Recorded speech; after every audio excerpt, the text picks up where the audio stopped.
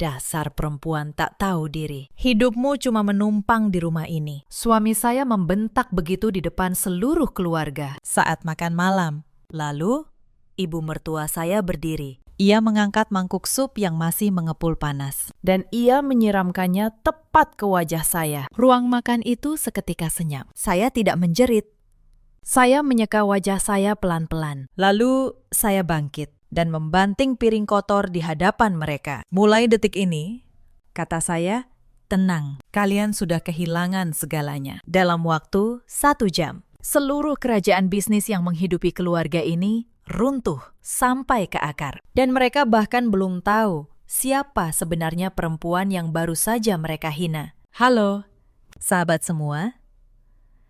Selamat datang kembali di channel ini. Sebelum cerita dimulai, tuliskan di kolom komentar kalian menyimak dari kota mana. Jangan lupa like dan subscribe supaya channel ini bisa terus menghadirkan kisah-kisah yang lebih menarik untuk kalian. Nama saya Sandra Mahardika, 40 tahun. Saya pendiri sekaligus direktur utama Mahardika Group, sebuah perusahaan investasi dan properti di kawasan Pondok Indah, Jakarta. Sudah 12 tahun saya membangun semuanya dari nol. Tidak ada warisan, tidak ada kerabat kaya, hanya kerja keras dan sedikit nyali untuk tidak pernah menyerah. Banyak orang mengenal nama perusahaan saya, tapi hampir tidak ada yang tahu wajah pemiliknya. Itu memang saya rancang sejak awal. Saya selalu memakai nama gadis di balik perusahaan dan menempatkan direksi profesional sebagai wajah publik. Saya muncul di rapat besar hanya lewat panggilan video dengan layar yang sengaja saya redupkan. Saya ingin menjalani hidup pribadi yang tenang, tanpa kamera, tanpa sorotan. 3 tahun lalu, saya menikah dengan Vano Pratama. Saat itu, ia hanya seorang manajer biasa di sebuah perusahaan menengah. Gajinya tidak besar, tapi ia tampak hangat, sederhana, dan penuh perhatian. Saya jatuh cinta justru karena ia tidak tahu siapa saya. Saya sengaja tidak memberitahunya. Saya ingin dicintai sebagai Sandra, perempuan biasa, bukan sebagai pemilik perusahaan triliunan. Maka saya memilih hidup sederhana bersamanya. Saya tinggal di rumah keluarganya. Saya memasak.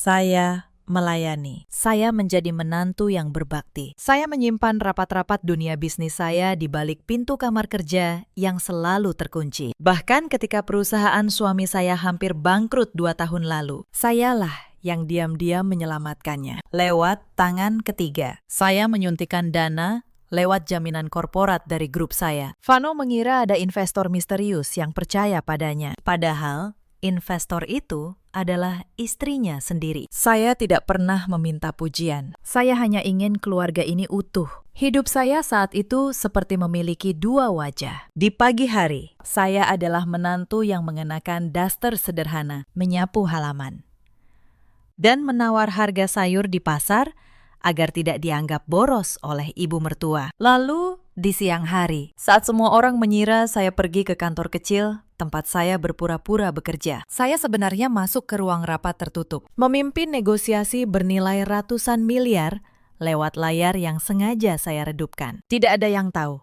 Bahkan sopir pribadi saya pun dilatih untuk menjemput saya di tempat yang jauh dari rumah, agar tidak menimbulkan kecurigaan. Saya menikmati permainan itu. Bagi saya, melepas semua kemewahan dan menjadi perempuan biasa adalah kemewahan tersendiri. Sebuah ketenangan yang tidak bisa dibeli dengan uang. Tapi rupanya, kebaikan yang disembunyikan terlalu lama hanya akan dianggap kelemahan. Malam itu udara terasa sangat dingin. Namun suasana di ruang makan keluarga Pratama justru memanas. Saya baru saja menata seluruh hidangan di meja makan panjang. Opor, sayur, ikan goreng kesukaan ibu mertua. Selama 3 tahun pernikahan, saya selalu berusaha menjadi istri dan menantu yang baik. Saya membetulkan hijab saya, memastikan semua makanan masih hangat untuk suami dan ibu mertua saya. Terdengar suara pintu utama terbuka. Vano melangkah masuk.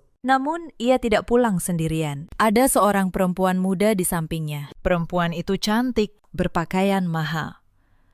dengan senyum yang terlalu percaya diri. Vano memperkenalkannya sebagai Kanza, rekan kerja yang katanya sedang butuh tempat menginap beberapa hari. Saya menyambutnya dengan sopan. Saya tambahkan 1 piring di meja. Saya tidak banyak bertanya, tapi saya melihat cara Kanza menatap suami saya, dan saya melihat cara Vano menghindari mata saya. Sebenarnya, hati saya sudah tahu sejak detik itu. Hanya saja, saya memilih diam. Saya ingin melihat sampai sejauh mana semua ini akan berjalan. Sejak Kanza datang, rumah itu berubah. Ibu mertua saya, Bu Maria, memperlakukannya seperti tamu kehormatan. Sementara saya, menantu yang sudah 3 tahun melayani keluarga ini, mendadak diperlakukan seperti pembantu di rumah sendiri. Sandra, tolong ambilkan teh untuk Kanza. Sandra, kamarmu pindah ke belakang saja. Kanza butuh kamar yang lebih nyaman. Saya menuruti semuanya tanpa membantah. Bukan karena saya takut, tapi karena saya sedang menahan diri. Vano pun berubah. Ia mulai pulang larut. Sering tertawa di telepon dengan suara pelan, lalu buru-buru menutupnya saat saya lewat. Ia tidak lagi menatap saya seperti dulu. Padahal, seluruh gaya hidup keluarga ini ditopang oleh sesuatu yang tak mereka sadari. Mobil mewah Vano, kartu kredit ibu mertua, perusahaan yang katanya milik suami saya. Semuanya berdiri di atas jaminan diam-diam dari grup saya. Mereka menikmati uang itu, tapi mereka sama sekali tidak tahu dari mana asalnya. Suatu sore, saya tidak sengaja mendengar percakapan di dapur. Bu Maria berbisik kepada Kanza, "Sabar, Nak. Sebentar lagi perempuan tak berguna itu akan kami singkirkan. Vano sudah setuju. Kamulah yang pantas jadi nyonya di rumah ini." Saya berdiri diam di balik dinding. Saya tidak marah. Anehnya, saya justru merasa tenang. Sebab, di saat itu, keputusan saya sudah bulat. Sebenarnya, hinaan malam itu bukanlah yang pertama. Selama 3 tahun, saya menyimpan banyak luka yang tidak pernah saya ceritakan pada siapapun. Di tahun pertama pernikahan, Bu Maria sudah menunjukkan sikapnya. Ia tidak pernah menerima saya sepenuhnya. Ia menganggap saya perempuan kampung yang beruntung bisa menikahi anaknya. Setiap pagi, ia akan memeriksa hasil masakan saya. Jika rasanya kurang pas menurutnya, ia akan membuang seluruh panci ke tempat sampah di depan saya. "Begini saja tidak becus. Untung Vano mau menerimamu," katanya. Saya tidak pernah membantah. Saya hanya memasak ulang dari awal dengan senyum yang saya paksakan. Pernah suatu kali, saat keluarga besar berkumpul, Bu Maria sengaja menumpahkan teh ke pakaian saya, lalu menyalahkan saya karena dianggap ceroboh. Semua kerabat menertawakan saya. Vano hanya diam. Tidak sekalipun membela istrinya. Malam itu, di kamar, saya bertanya pelan kepadanya, "Mas, kenapa kamu tidak pernah membela saya?" Vano menjawab dingin, "Itu ibuku. Kamu yang harus belajar mengalah, jangan buat masalah." Saya terdiam. Saya menelan rasa sakit itu dan menyimpannya dalam-dalam. Di tahun kedua, perusahaan Vano hampir bangkrut. Ia pulang dengan wajah pucat, mengurung diri berhari-hari. Ia bahkan sempat berpikir untuk menjual rumah keluarga. Saat itulah saya bergerak diam-diam. Saya tahu, jika perusahaannya runtuh, harga dirinya akan hancur, dan rumah tangga kami akan ikut hancur. Maka saya menggerakkan tim saya dan menyuntikkan dana melalui jalur yang tidak pernah ia ketahui. Beberapa minggu kemudian, Vano pulang dengan wajah berseri. "Ada investor besar yang percaya padaku," katanya bangga. "Perusahaan kita selamat." Sandra, saya tersenyum dan ikut bahagia. Saya membiarkan ia merasa bahwa itu adalah keberhasilannya sendiri. Saya tidak pernah meminta pengakuan, padahal investor yang ia banggakan itu adalah saya. Istri yang ia anggap hanya bisa menumpang di rumahnya. Sejak perusahaannya pulih, sikap Vano justru berubah. Ia mulai sombong. Ia membeli mobil mewah, jam tangan mahal, dan mulai sering keluar malam. Ia merasa dirinya sudah menjadi pengusaha sukses. Ia lupa semua kemewahan itu berdiri di atas tangan yang ia remehkan. Di tahun ketiga, Kanza datang. Mulanya hanya sesekali ia mampir ke rumah dengan alasan urusan pekerjaan. Lalu kunjungannya semakin sering. Bu Maria menyambutnya dengan hangat, jauh lebih hangat daripada ia memperlakukan saya. Lihat Kanza, kata Bu Maria suatu hari, sengaja di depan saya. Cantik, pintar. Dari keluarga baik-baik. Andai saja Vano dulu menikah dengan perempuan seperti dia. Saya hanya diam. Tapi saya mulai memperhatikan segalanya dengan lebih cermat. Saya melihat bagaimana Kanza diam-diam menyentuh tangan suami saya saat mengira tidak ada yang melihat. Saya melihat pesan-pesan di ponsel Vano yang ia sembunyikan. Saya melihat semuanya. Dan saya menyimpannya. Bukan karena saya lemah, tapi karena saya ingin tahu seberapa jauh mereka akan melangkah sebelum saya memutuskan untuk bertindak. Suatu hari, Bu Maria memanggil saya ke ruang tamu. Ia duduk dengan angkuh, ditemani Kanza di sampingnya. Sandra, katanya, sudah 3 tahun kamu menikah dengan Vano, tapi belum juga memberi keturunan. Mungkin sudah saatnya kamu sadar diri. Mundurlah dengan terhormat dan biarkan Vano bahagia dengan perempuan yang lebih pantas. Kanza tersenyum penuh kemenangan di sampingnya. Saya menatap mereka berdua. Apakah ini juga keinginan Vano? Tanya saya tenang. Bu Maria mengangkat dagunya. Tentu saja, anakku sudah setuju. Kami hanya menunggu kamu tahu diri. Saya mengangguk pelan. Saya tidak menangis. Saya tidak memohon. Saya hanya berkata, saya mengerti. Lalu saya berdiri dan kembali ke kamar saya. Di balik pintu yang tertutup, saya menyalakan laptop saya dan mulai memeriksa seluruh struktur keuangan yang menopang keluarga ini. Saya ingin memastikan satu hal, bahwa ketika saatnya tiba, saya bisa mengambil kembali semua yang pernah saya berikan dalam satu malam. Hari-hari berikutnya, tekanan semakin menjadi. Bu Maria mulai terang-terangan menyuruh saya melayani Kanza. Saya diminta mencuci pakaian Kanza, menyiapkan makanannya. Bahkan membersihkan kamar yang dulu kamar saya sendiri, yang kini ditempati perempuan itu. Para pembantu di rumah mulai bingung. Salah satu dari mereka, Mbak Asih, yang sudah lama bekerja di keluarga itu, diam-diam mendekati saya suatu malam. Bu Sandra, bisiknya. Saya tidak tahan melihat ibu diperlakukan begini. Ibu terlalu baik untuk keluarga ini. Saya tersenyum tipis. Tidak apa-apa, Mbak Asih. Sebentar lagi, semuanya akan selesai. Mbak Asih tidak mengerti maksud saya saat itu. Tapi malam itu, ia tak tahu apa yang sudah saya siapkan diam-diam di balik kesabaran saya. Saya menghubungi Pak Reza dan meminta seluruh dokumen jaminan korporat disiapkan. Saya meminta tim audit bersiaga. Saya tidak akan bertindak gegabah. Saya hanya menunggu satu momen, satu pemicu yang akan membuat semua tindakan saya menjadi sepenuhnya beralasan. Dan momen itu datang lebih cepat dari yang saya kira. Pada malam makan malam keluarga itulah semuanya meledak. Malam itu, semuanya mencapai puncak. Vano mengundang beberapa kerabat untuk makan malam. Katanya, ada hal penting yang ingin ia umumkan. Saya menyiapkan meja seperti biasa, dengan tangan saya sendiri. Saat semua sudah duduk, Vano berdiri sambil menggandeng tangan Kanza. Aku ingin jujur pada kalian semua, katanya.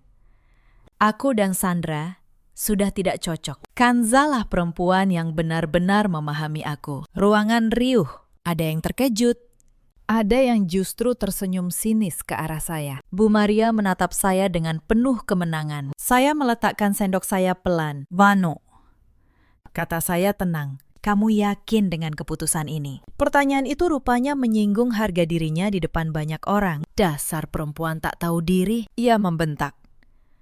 Hidupmu cuma menumpang di rumah ini, tanpa keluargaku. Kamu bukan siapa-siapa. Lalu ibu mertua saya bangkit. Ia mengangkat mangkuk sup panas yang masih mengepul, dan ia menyiramkannya ke wajah saya. Panasnya menusuk kulit. Beberapa tamu menjerit kaget.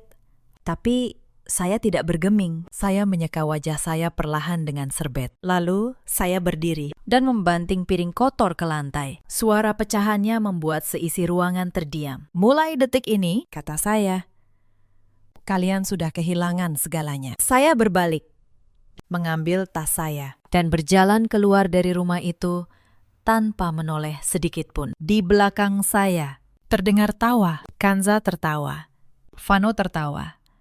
Bu Maria mengomel, menyebut saya menantu durhaka yang hanya bisa membuat drama murahan. Mereka mengira saya hanya perempuan miskin yang sedang mengamuk tanpa arah. Mereka tidak tahu. Malam itu mereka baru saja menandatangani akhir dari segalanya. Saya masuk ke dalam taksi. Saya menatap layar ponsel saya sejenak. Lalu, saya mengetik satu pesan singkat kepada Pak Reza, pengacara pribadi sekaligus tangan kanan saya selama 12 tahun. Pak Reza, cabut semua jaminan korporat untuk PT milik Vano. Efektif tengah malam ini. Dan siapkan tim audit. Saya ingin semuanya bersih sebelum subuh. Balasan datang dalam hitungan detik. Siap.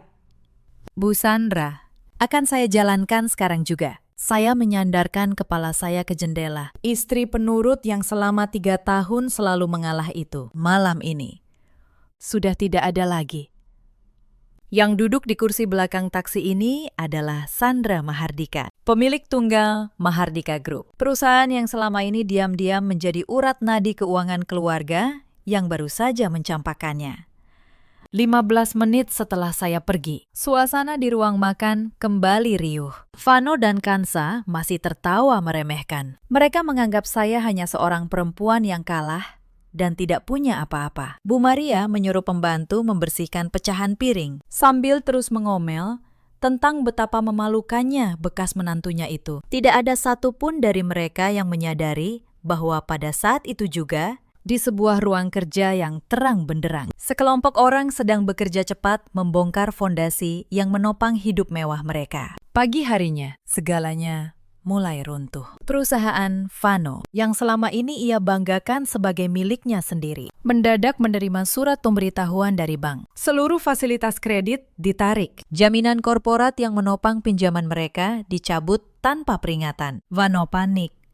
Ia menelepon ke sana kemari, tapi semua pintu tertutup. Ia tidak tahu jaminan yang selama ini menyelamatkan perusahaannya berasal dari satu sumber yang semalam ia usir dari rumahnya sendiri. Tagihan jatuh tempo yang selama ini bisa ditunda, kini menumpuk seketika. Nilainya mencapai puluhan miliar. Vano tidak punya cara untuk membayarnya dalam hitungan hari. Perusahaannya dinyatakan gagal bayar. Belum reda guncangan itu, datang pukulan berikutnya. Rumah megah keluarga Pratama di kawasan elit itu ternyata bukan sepenuhnya milik mereka. Rumah itu dibeli dengan dana talangan yang juga dijamin oleh grup saya lewat skema yang tidak pernah mereka pahami. Suatu pagi, sekelompok petugas pengadilan datang. Mereka membawa surat penyitaan resmi. Bu Maria turun dari tangga dengan wajah penuh amarah. Tidurnya terganggu dan ia merasa tersinggung melihat banyak orang asing di dalam rumahnya. Ia masih merasa dirinya nyonya besar yang berkuasa penuh. "Berani sekali kalian masuk ke rumah saya," bentaknya sambil berkacak pinggang. Petugas itu menjawab tenang, "Mohon maaf, Bu, rumah ini sudah berpindah status kepemilikan. Bapak dan Ibu diberi waktu 1 jam untuk membawa barang pribadi seadanya." Wajah Bu Maria memucat. Ia baru mulai memahami bahwa bencana yang menimpa mereka jauh lebih besar dari yang ia bayangkan. Vano berlari turun, mencoba menahan petugas. Tapi tidak ada yang bisa ia lakukan. Semua dokumen lengkap, semua sah secara hukum. Dalam 1 jam, keluarga yang semalam menertawakan saya kini berdiri di halaman rumah mereka sendiri dengan beberapa helai pakaian di tangan dan tidak ada tempat untuk pulang sebelum kabur sepenuhnya. Kanza ternyata sempat melakukan satu hal terakhir. Saat Vano masih sibuk menghadapi penyitaan, Kanza diam-diam membujuknya untuk menyerahkan sisa tabungan pribadinya. Ia berdalih ingin menyimpannya di tempat yang aman agar tidak ikut disita. Vano, yang sedang panik dan tidak berpikir jernih, mempercayainya. Ia menyerahkan seluruh uang yang tersisa, sekitar 300 juta rupiah, ke tangan perempuan itu. Keesokan paginya, Kanza menghilang bersama uang itu, tanpa pesan, tanpa jejak. Vano baru menyadari semuanya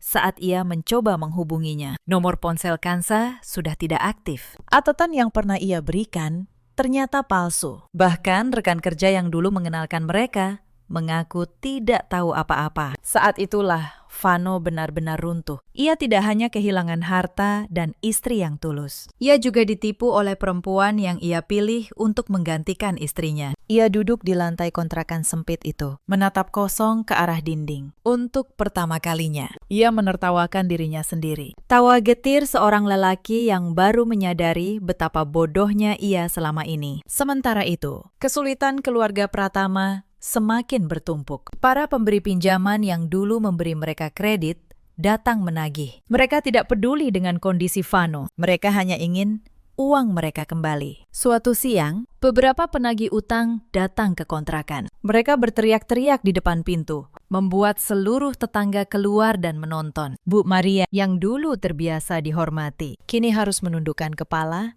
dan memohon penangguhan di depan banyak orang. "Tolong beri kami waktu," pintanya dengan suara bergetar. "Anak saya sedang berusaha mencari uang." Para penagih hanya tertawa sinis. Dulu waktu masih kaya, gaya hidup mewah. Sekarang sudah jatuh, baru bisa memohon-mohon. Kata-kata itu menusuk harga diri Bu Maria yang dulu begitu tinggi. Tapi ia tidak bisa berbuat apa-apa. Di antara kerumunan tetangga, ada beberapa orang yang dulu mengenal keluarga Pratama saat mereka masih jaya. Mereka berbisik-bisik, menunjuk-nunjuk, membicarakan kejatuhan keluarga yang dulu sombong itu. Salah satu dari mereka adalah seorang perempuan yang dulu pernah dihina Bu Maria di sebuah acara keluarga. Kini, perempuan itu hanya tersenyum tipis, menyaksikan keangkuhan yang dulu merendahkannya. Kini berlutut di tengah jalan. Bu Maria merasakan rasa malu yang belum pernah ia rasakan seumur hidupnya. Rasa malu yang sama, yang dulu ia timpakan kepada menantunya tanpa pernah merasa bersalah.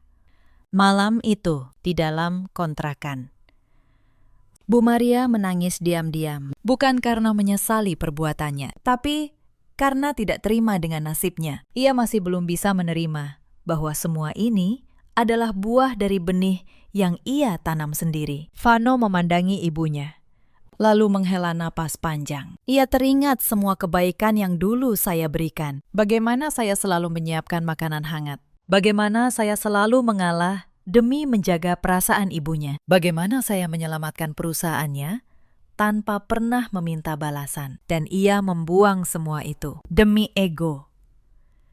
Demi seorang perempuan yang ternyata hanya mengincar hartanya. Andai aku tidak sebodoh itu, gumamnya pelan. Tapi penyesalan selalu datang terlambat. Dan kali ini tidak ada lagi jalan untuk kembali. Saya mendengar tentang semua itu dari laporan Pak Reza. Saya hanya mendengarkan dengan tenang, tanpa banyak komentar. Saya tidak merasa puas, tapi saya juga tidak merasa bersalah. Mereka menuai apa yang mereka tanam. Dan saya hanya berhenti menjadi tempat mereka berpijak. Hidup memang seperti itu. Setiap perbuatan, cepat atau lambat, akan kembali kepada pelakunya sendiri. Setelah rumah disita, kehidupan keluarga Pratama benar-benar berubah. Vano berusaha bangkit.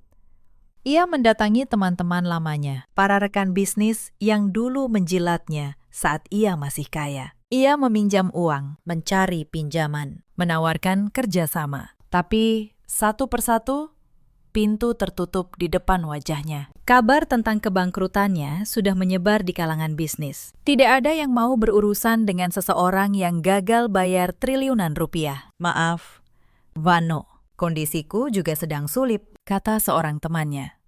Sambil buru-buru menutup telepon, Vano mulai mengerti rasanya direndahkan. Rasa yang selama 3 tahun ia berikan kepada istrinya sendiri. Ia mencoba menjual sisa barang berharga yang berhasil ia selamatkan. Jam tangan mewah, beberapa perhiasan ibunya. Tapi nilainya jauh lebih kecil dari yang ia kira. Uang itu hanya cukup untuk bertahan beberapa minggu. Bu Maria semakin sering jatuh sakit. Tubuh tuanya tidak terbiasa dengan kondisi sesulit itu. Tidak ada lagi dokter pribadi. Tidak ada lagi obat mahal. Vano harus mengantre berjam-jam di rumah sakit umum. Sesuatu yang dulu tak pernah ia bayangkan. Di tengah keterpurukan itu, Anthony muncul kembali. Bukan untuk membantu, tapi untuk memanfaatkan. Ia membujuk Vano untuk melawan saya secara terbuka, lewat media. "Kita putar balik ceritanya," kata Anthony. Kita buat publik membenci Sandra. Begitu namanya jatuh. Perusahaannya goyah. Dan kita bisa menuntut ganti rugi. Vano, yang sudah putus asa, menuruti rencana itu. Ia tidak sadar bahwa ia sedang menggali lubang yang lebih dalam untuk dirinya sendiri. Sementara itu, di kantor saya, tim audit bekerja tanpa henti. Pak Reza datang ke ruangan saya dengan setumpuk berkas. Wajahnya serius. Bu Sandra, katanya, kami menemukan sesuatu. Selama 2 tahun terakhir, ada aliran dana yang mencurigakan dari perusahaan yang dulu kita selamatkan. Vano memasukkan kontrak proyek, menggelembungkan biaya, lalu mengalirkan selisihnya ke rekening pribadi. Saya menerima berkas itu dan membacanya satu persatu. Setiap halaman adalah bukti. Setiap angka adalah jejak. Berapa totalnya? Tanya saya. Hampir 100 miliar. Bu, dan sebagian mengalir ke rekening atas nama Antoni. Saya terdiam sejenak. Saya tidak terkejut. Tapi saya merasa lelah. Selama ini saya menyelamatkan perusahaan itu dengan tangan saya sendiri. Dan ternyata mereka mencuri dari dalam. Kumpulkan semuanya, kata saya akhirnya. Saya ingin setiap dokumen lengkap, setiap tanda tangan, setiap transaksi. Hitam di atas putih. Jangan ada satu celah pun. Pak Reza mengangguk. Sudah saya duga ibu akan berkata begitu. Tim sudah menyiapkan semuanya. Saya menyandarkan punggung saya ke kursi. Di luar jendela, kota Jakarta berkilau dengan jutaan cahaya. Saya teringat malam-malam saat saya membangun semua ini dari nol. Tidak ada yang membantu saya. Tidak ada yang percaya pada saya. Dan kini, orang-orang yang menikmati hasil kerja keras saya justru berusaha menghancurkan saya. Tapi saya tidak akan membiarkan itu terjadi. Beberapa hari kemudian, acara televisi yang menyudutkan saya itu tayang. Dan seperti yang sudah saya perkirakan, publik mulai termakan cerita palsu mereka. Tapi saya tidak panik. Karena saya tahu, kebenaran selalu punya cara untuk berbicara lebih keras dari kebohongan. Saya hanya perlu memilih waktu yang tepat untuk membukanya. Dan malam itu, di studio yang sama, di depan kamera yang sama, saya membuka semuanya. Mereka pindah ke sebuah rumah kontrakan sempit di pinggiran kota. Tidak ada lagi ranjang empuk. Vano dan Bu Maria terpaksa tidur di atas tikar tipis beralas lantai ubin yang keras. Suara bising kendaraan dan teriakan tetangga menembus dinding tipis, membuat siapapun di dalamnya kehilangan ketenangan. Bu Maria duduk di sudut ruangan sambil memijat pelipisnya. Wajah tuanya terlihat sangat lelah. Sejak tiba di tempat itu, ia tidak berhenti mengeluh tentang udara yang panas, tentang makanan yang seadanya, tentang nasib yang menurutnya tidak adil. Tapi tak satu pun dari mereka mau mengakui bahwa semua ini berawal dari mulut mereka sendiri. Kanza tidak bertahan lama. Begitu tahu Vano sudah jatuh miskin, perempuan itu mengemasi barangnya dan pergi tanpa sepatah kata pun. Cinta yang ia ucapkan ternyata hanya bertahan selama ada uang. Vano mencoba menghubunginya berkali-kali, tapi nomornya sudah tidak aktif. Baru saat itu ia sadar. Ia telah membuang seorang istri yang tulus demi seorang perempuan yang hanya mencintai hartanya. Vano tidak menyerah begitu saja. Suatu hari, ia berhasil mencari tahu lokasi kantor pusat grup yang menjadi penyebab kejatuhannya. Ia datang ke gedung pencakar langit di pusat kota itu dan memaksa masuk. "Minggir kalian semua! Aku ini suami dari pemilik. Aku punya hak menemui istriku," teriaknya. Membuat para karyawan dan tamu menoleh keheranan. Petugas keamanan mencengkeram lengannya, bersiap menyeretnya keluar. Vano terus meronta, memanggil-manggil nama saya. Tepat saat itu, meja resepsionis menerima sebuah panggilan internal. Petugas mendengarkan, mengangguk beberapa kali, lalu memberi isyarat kepada rekan-rekannya. "Tahan dulu, beliau ingin menemuinya." Vano diantar masuk ke sebuah lift khusus, naik ke lantai paling atas. Pintu lift terbuka ke sebuah ruangan luas dengan dinding kaca yang menghadap seluruh kota. Dan di sana, di balik meja besar itu, duduk seorang perempuan yang sangat ia kenal. Saya, Vano terpaku, mulutnya terbuka, tapi tidak ada suara yang keluar. Butuh waktu lama baginya untuk mencerna kenyataan bahwa istri yang ia hina sebagai perempuan menumpang ternyata adalah orang yang mengendalikan semuanya. Sandra, jadi selama ini kamu. Ia tergagap.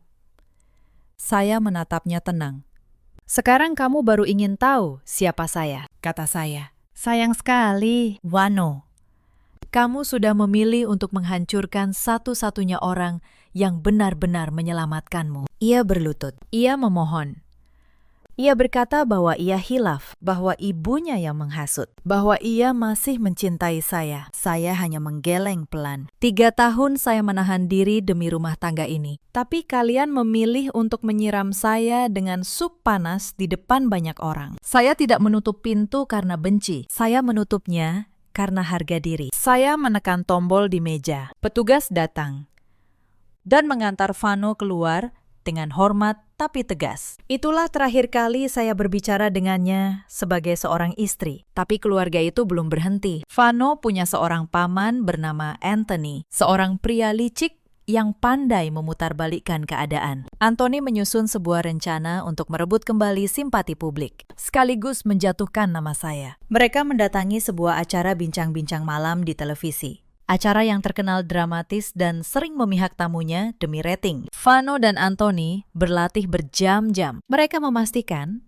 air mata dan ekspresi kesedihan terlihat meyakinkan. Anthony bahkan menyuap pembawa acara agar pertanyaan-pertanyaannya menyudutkan saya tanpa meminta bukti apapun. Di siaran langsung itu, Vano berperan sebagai suami malang yang dibuang oleh istri kaya yang kejam. Anthony berperan sebagai paman yang membela keponakannya dari ketidakadilan. Sungguh mengejutkan, kata sang pembawa acara dengan nada prihatin yang dibuat-buat. Jadi Anda mengatakan mantan istri Anda, Nyonya Sandra Mahardika, sengaja menghancurkan hidup keluarga Anda hanya karena harga diri. Benar, jawab Vano sambil pura-pura menahan tangis. Ia perempuan dingin yang tidak punya hati. Ia tega membuang saya dan ibu saya ke jalanan. Jutaan penonton menyaksikan. Sebagian mulai percaya. Komentar-komentar kejam tentang saya membanjiri layar. Mereka mengira saya akan diam, tapi malam itu saya menelpon stasiun televisi tersebut dan meminta hak untuk menjawab secara langsung.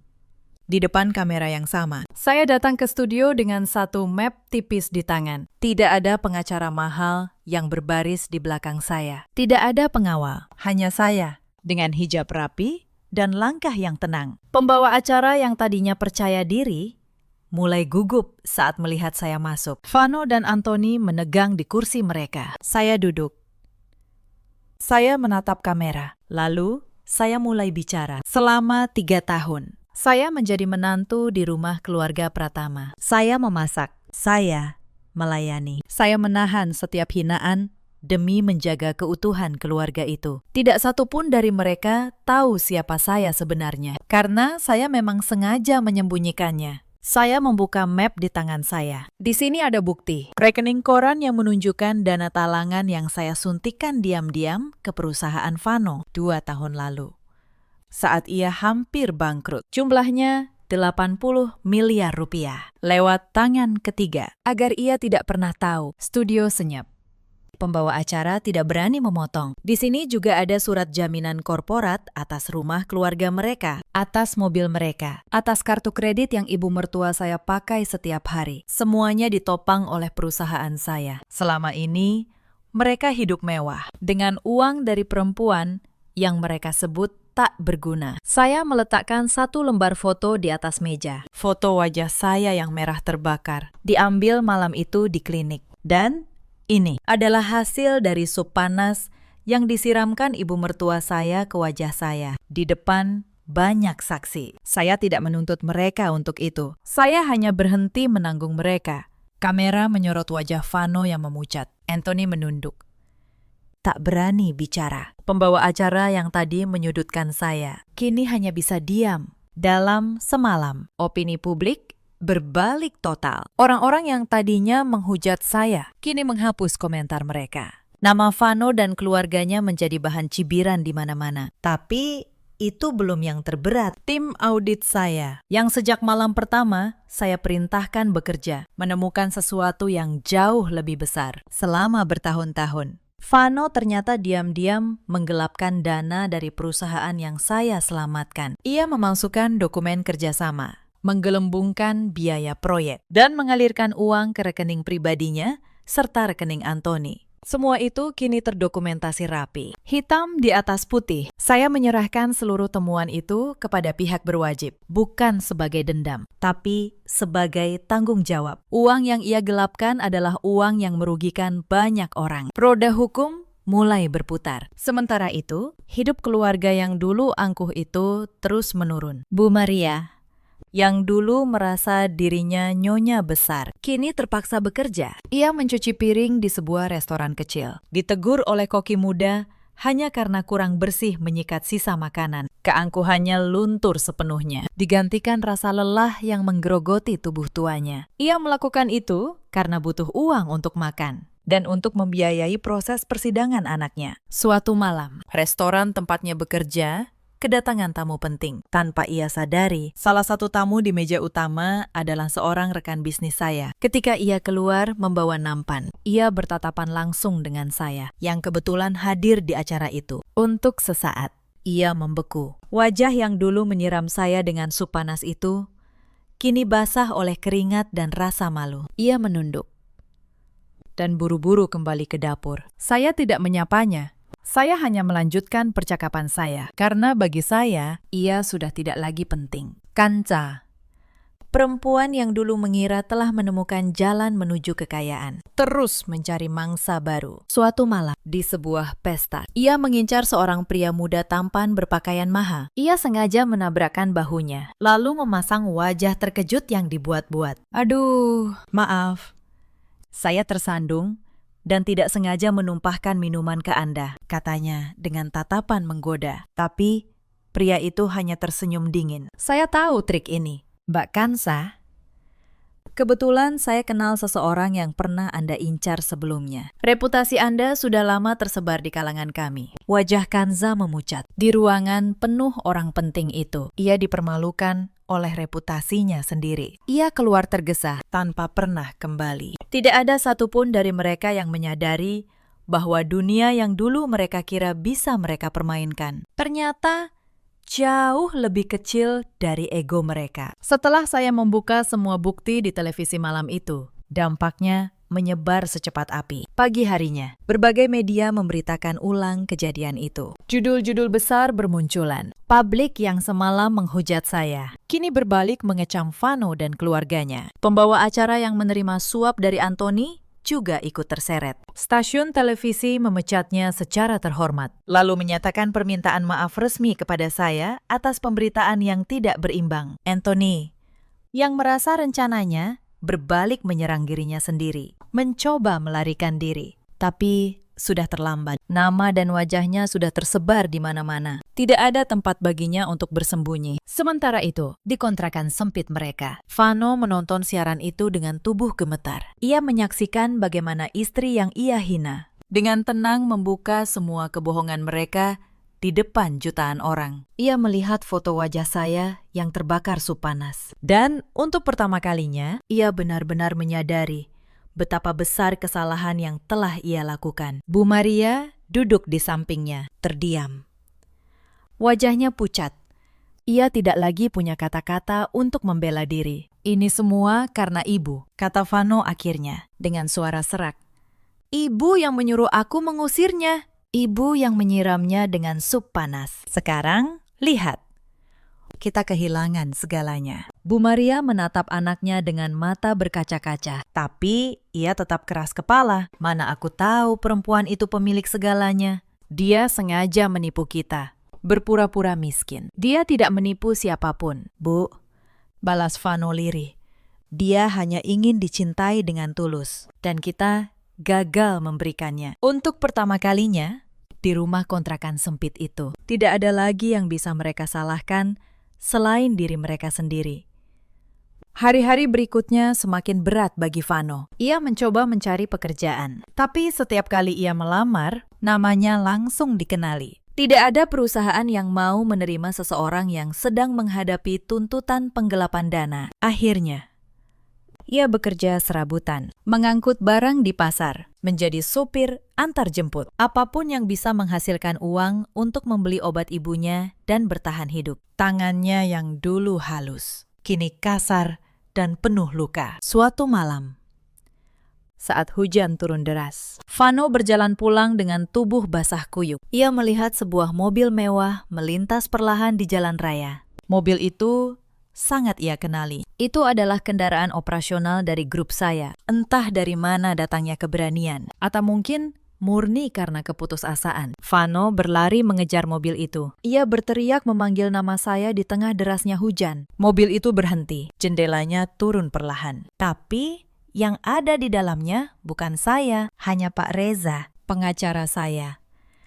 "Bu Sandra tidak ada di sini," kata Pak Reza. Tenang, beliau menitipkan satu pesan. "Jika suatu hari kamu mencoba menemuinya." Vano berdiri kaku di tengah hujan. "Apa pesannya?" Pak Reza menatapnya. Beliau berkata, "Dia sudah memaafkan kalian. Bukan untuk kalian, tapi untuk dirinya sendiri. Agar dia bisa melangkah maju tanpa beban. Tapi memaafkan bukan berarti kembali. Pintu itu sudah tertutup selamanya." Lalu jendela mobil itu naik kembali dan mobil melaju pergi, meninggalkan Vano sendirian di tengah hujan. Malam itu, Vano menangis untuk pertama kalinya sejak semua ini terjadi. Bukan karena kehilangan harta, tapi karena kehilangan satu-satunya orang yang pernah benar-benar mencintainya dengan tulus. Saya tahu tentang pertemuan itu dari Pak Reza, tapi saya tidak merasa apa-apa lagi. Tidak ada amarah, tidak ada dendam. Tidak juga rasa kasihan. Hati saya sudah selesai dengan bab itu. Beberapa minggu kemudian, surat panggilan pengadilan resmi dikeluarkan. Vano harus mempertanggungjawabkan semua tindakannya di depan hukum. Bukti yang saya kumpulkan bersama tim audit dan Pak Reza terlalu kuat untuk dibantah. Persidangan berlangsung selama beberapa bulan. Setiap dokumen yang saya siapkan menjadi senjata yang tak terbantahkan. Setiap transaksi gelap yang dulu mereka sembunyikan, kini terbuka di ruang sidang. Dan saya, untuk pertama kalinya dalam hidup saya, hadir di depan publik bukan lagi sebagai menantu yang ditindas, tapi sebagai Sandra Mahardika, perempuan yang berdiri tegak di atas kebenaran yang ia perjuangkan sendiri. Beberapa bulan kemudian, persidangan Vano mencapai putusan akhir. Saya hadir di ruang sidang, duduk di barisan belakang, bukan untuk merayakan, tapi untuk menutup satu bab dalam hidup saya. Hakim ketua, seorang pria parubaya dengan wajah berwibawa, membacakan putusan dengan suara yang tegas dan jelas ke seluruh ruangan. Saudara Vano Pratama, secara meyakinkan dan tidak terbantahkan oleh bukti apapun, terbukti bersalah melakukan serangkaian tindak kejahatan berlapis, penipuan dalam tata kelola bisnis, pemalsuan dokumen kerjasama tingkat tinggi, serta penggelapan dana perusahaan yang merugikan banyak penanam modal, hingga kerugian mencapai triliunan rupiah. Suara ketukan palu hakim menjadi penanda berakhirnya kebebasan Vano. Saya menatapnya untuk terakhir kali. Pria yang dulu membentak saya sebagai perempuan tak berguna itu, kini berdiri dengan tubuh gemetar di antara dua petugas. Tidak ada lagi keangkuhan, tidak ada lagi tawa meremehkan. Saya bangkit dari kursi saya dan berjalan keluar dari ruang sidang tanpa menoleh. Di luar, langit Jakarta cerah, udara terasa ringan. Anthony, paman yang menyusun semua rencana licik itu, ikut terseret dalam kasus yang sama. Ia kehilangan seluruh hartanya dan namanya hancur di kalangan bisnis. Tidak ada lagi yang mau bekerja sama dengannya. Bu Maria menghabiskan sisa hidupnya dalam kesederhanaan yang dulu ia hina. Mencuci piring, tidur di kontrakan sempit, menanggung beban yang ia ciptakan sendiri. Sampai akhir, ia tidak pernah benar-benar meminta maaf, dan saya pun tidak pernah menunggunya. Kanza menghilang. Tidak ada yang tahu kemana ia pergi. Reputasinya sudah menutup setiap pintu yang ingin ia ketuk. Sementara saya kembali ke kehidupan saya. Mahardika Group tumbuh semakin besar. Tidak ada lagi yang berani meragukan ketegasan kepemimpinan saya di puncak perusahaan. Suatu malam, salah seorang penasihat senior saya berdiri di sebelah saya, menikmati pemandangan kota dari lantai paling atas gedung kami. "Ibu telah membuktikan kekuatan yang sesungguhnya," katanya pelan. Ibu berhasil membersihkan jalan hidup ibu dari semua yang dulu menghambat langkah. Saya menurunkan cangkir teh saya perlahan. Saya membetulkan letak hijab saya yang sedikit tertiup angin malam. Dan sebuah senyum tenang mengembang di bibir saya. Tatapan saya tidak lagi memancarkan kemarahan atau dinginnya dendam seperti malam itu. Mata saya kini hanya memancarkan ketenangan dari seseorang yang telah selesai dengan masa lalunya. Saya tidak menang karena saya kejam, saya menang karena saya berhenti membiarkan diri saya direndahkan. Cerita ini mengajarkan satu hal sederhana. Jangan pernah menilai seseorang dari penampilan luarnya. Dan jangan pernah mengira bahwa kesabaran seseorang perempuan adalah tanda kelemahan. Di luar sana, ada banyak perempuan yang seperti saya dulu. Mereka menahan hinaan, mengalah demi keutuhan rumah tangga, dan menyembunyikan kekuatan mereka demi dicintai dengan tulus. Kepada kalian, saya ingin berkata, harga diri kalian tidak pernah pantas ditukar dengan apapun. Ada juga banyak suami seperti Vano yang baru menyadari nilai seorang istri setelah ia pergi, yang mengejar bayangan kemewahan, lalu kehilangan satu-satunya orang yang benar-benar tulus mencintainya. Dan ada pula para ibu mertua seperti Bu Maria yang merasa kuasa mereka abadi, lalu lupa bahwa kebaikan seorang menantu bukanlah kewajiban yang bisa diinjak-injak. Dalam hidup, kita selalu punya pilihan. Memilih untuk terus menunduk atau memilih untuk berdiri tegak saat harga diri kita diinjak. Saya memilih untuk berdiri. Dan sejak hari itu, saya tidak pernah lagi membiarkan siapapun menentukan nilai diri saya. Karena kekuatan sejati seorang perempuan tidak terletak pada amarahnya, melainkan pada keberaniannya untuk berkata cukup. Jika kisah ini menyentuh hati kalian, ceritakan pengalaman kalian di kolom komentar. Terima kasih sudah menemani sampai akhir. Sampai jumpa di kisah berikutnya.